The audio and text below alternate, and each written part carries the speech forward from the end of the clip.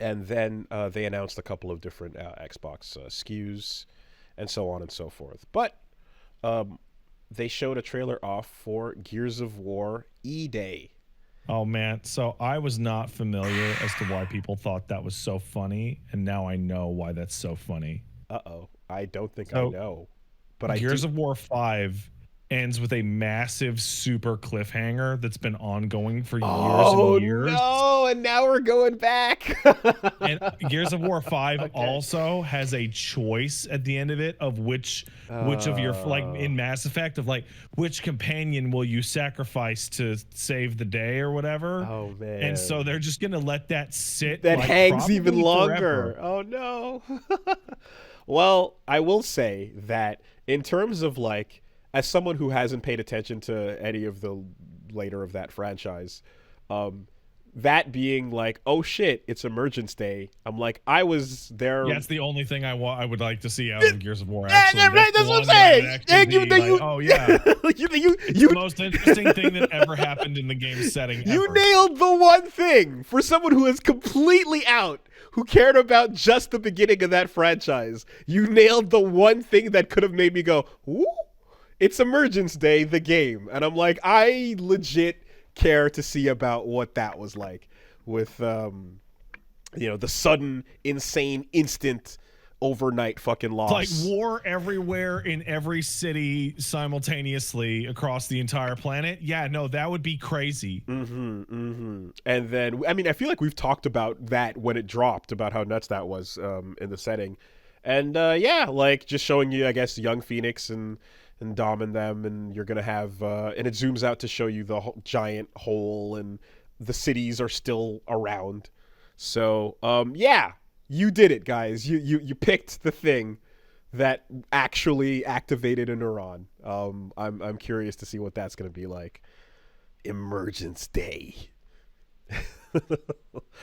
uh, and they also went for the recapturing of the Mad World energy in the trailer, which I want to say they've done each time since then, right? They've been doing that Oh with yeah, each new no, they game. slow Mad World down further and further on every trailer. Mm-hmm. I have a quote about the ending of Gears 5 that somebody pulled up for me. Shout out to Dad Asana. I appreciate it. Um, quote, the question is, hey, we lost some main characters, some big characters. How'd you think about that, the way that it worked out in the story? Dev responds, our big thing for this game was challenging expectations through player choice. We've never had this kind of choice before in a Gears game where you can affect who lives and who dies. We wanted to put it in a place where it made sense. If you do it too early, we'd have to almost make two different games. We wanted to make sure it was at a place where we could support the decision content-wise, but also we wanted to make sure that you spent enough time with both of them. I'm really curious to see how all that plays out and what that means for the world going forward. We haven't decided yet. But at least in the short term, we wanted to have that experience. Did you play BioShock Infinite? Isn't it awesome when a franchise runs to the past because the future needs to be escaped? They literally have put a fucking they did it with no plan, and now when they thought about making a game where they would have to actually deal with the thing they did, they're like, prequel. No I'm confusion. Devil May Cry absolutely counts as a franchise that ran to the past because god fucking damn it, we're not. We don't want to figure this shit out yet. We'll get to it. And then when it was done with the past, it would jump forward and said, "Yeah, that happened. Don't worry about it. Yeah, Okay, whatever. Over here. Hey. Woo! Yeah, you looking? Yeah, over here. Hey, check it out, Nero. And yeah, Star Ocean just keeps going further and further back in time. Also, Oh man, God. Every time a game makes a definitive moment and you can't jump past it. Third Strike was a little bit like that in that it was such a bold choice for the franchise, and it had so many new faces and such a different direction that you're like, oh, so then are all the old fighting characters gone? And it's like, no, they're just hanging out over there. Here you go. hey, Street Fighter 4 is before this, but then afterwards they're still around. It's fine. I have a bold thing to say about video games. I think this might be a hot take. I think if you have a video game that you have any plans of ever following up in any way at all whatsoever, having a big dramatic decision where you pick whether or not a main character lives or dies is a massive fucking mistake, and that you should not do that. I think the fucking hoops they had to jump through in the Mass Effect games, depending on who was alive, were terrible. Do you think that it's bad that no matter what happens you got to stare at Liara in that big old romantic way at the end, and that she's got to pick up your stuff in the cutscene, even though she might have very little to do with who you give a fuck about or actively dislike you? I think it is a terrible idea. Awful. I think that it's possible, but you have to be incredibly talented at handling the cascading decisions. And so far, I feel like my impression is Larian is able to figure out a way to make that work. Things matter. Oh, but they put the games hundreds of years apart, so it doesn't matter. Divinity Original Sin 1 and Divinity Original Sin 2 are just like hundreds and like thousands of years apart, actually. Okay. And in Baldur's Gate 3, where you have characters like Jaheira who could have died, they go, fuck you. Who the fuck played Baldur's Gate 2 and let Jaheira die? She's alive. Just shut the fuck up then? Yeah, okay. Yeah. What the fuck? What are you, stupid? Okay, so Snake rolls through and he's like, infinite ammo. And you're like, but that's not... But I didn't... And then you talk to Jaheira and go, hey, did you fuck a ball spawn? And she goes, some people say I did.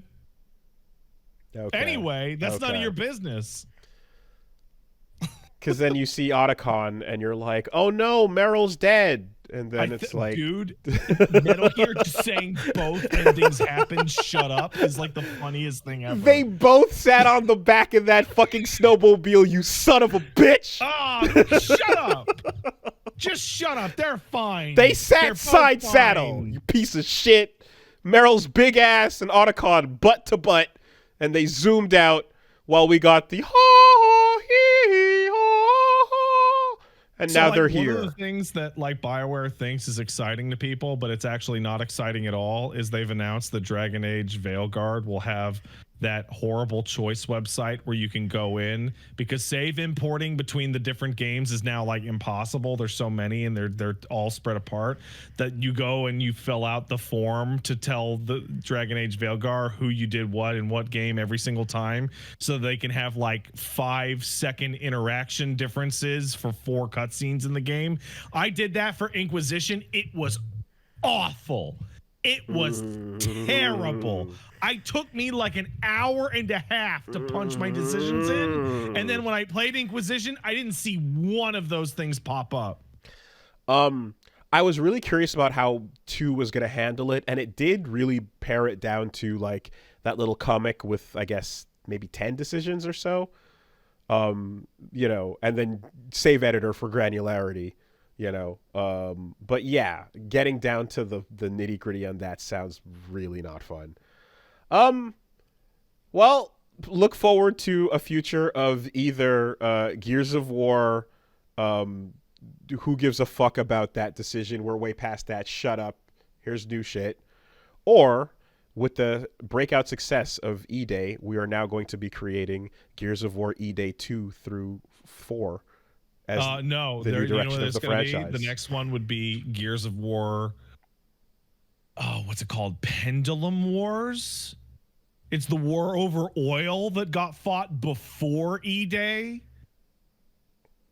I guess that people reference in Gears of War 1. Wait, but did that even involve like was that just a human war? No, it was just humans. Yeah, fuck that. But also, you know what you can do? You could go even earlier for when those people left Earth. Why'd they leave Earth? Because of war, probably. Okay, hold on. If we go back to a human versus human war in Gears, the chainsaw bayonet becomes a psychotic, fucked up, insane thing. That becomes way darker. Like you're dooming on people that are just other people. Woolie, don't worry. There'll be an I'm going to say it right now. And if it ever happens, somebody go back to this podcast and tell me I'm a genius. Don't worry. The chainsaw bayonet wouldn't make any sense, as a standard issue equipment, for your average guy fighting your average guy over oil. But, it's going to be crazy that the second playable character, the guy you play in co-op, well, he's a tinkerer, you see, and he wanted an extra oomph to his standard issue Lancer. So he jury-rigged a chainsaw on the bottom of it. Yeah. Cool? Look at that. Yeah. And that's going to be the fucking end of the first trailer. I'm the special guy that did it. Oh, shit. There it is. Yeah. And then there'll be a line going, man, they should really make these standard issue. Yep. There you go. Oh, man. Calling in a Hammer of Dawn, but it's my God. I'm being informed that the creation of the chainsaw gun is Marcus taped a chainsaw to a standard issue Lancer. In a previous game? In the books. In the books. Okay, he did the thing. Oh. Yeah. This game, the thing I just described, might actually be in E-Day. Oh, that's so funny. Please look forward to acquiring a new experimental weapon that involves you tracking a laser onto the enemy and then calling down the thing that fails, and you click the button and it doesn't work, and you go, this piece of shit doesn't work. Oh, God damn it. You throw it out and you go back to fighting. Yeah. Maybe they'll get this thing to work one day. Man, I hate that shit. Right? I hate it. I hate it. You get like General Ram sharpening a knife. just do it, taking a good look at it. Nice and shiny and sharp. Doesn't do anything with it yet. Oh, man. Yeah, this is going to be great, actually.